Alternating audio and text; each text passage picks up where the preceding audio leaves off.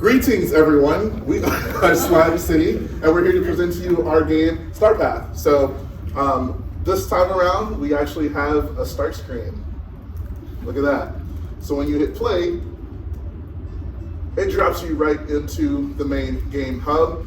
This is, once again, a top-down RPG style game. So you're an astronaut who has unfortunately found himself on a mysterious planet, and the goal is to find a necessary resource to get off the planet. So since last time, we have implemented a run animation. So he's a runner, he a track star.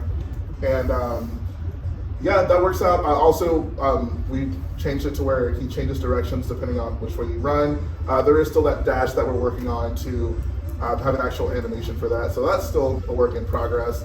And then, as we mentioned last time, we do have the music that's playing.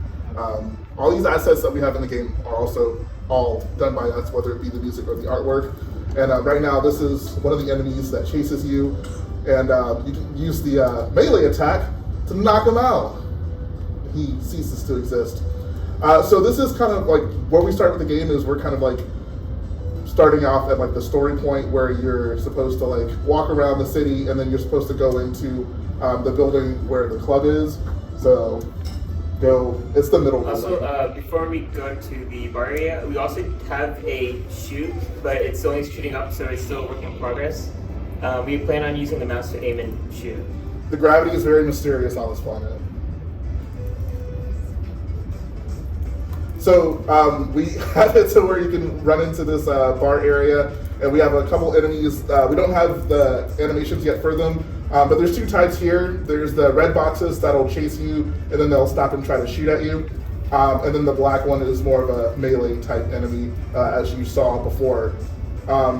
We're still working on having the player as well as the enemies do damage, but we're right on the cusp of that.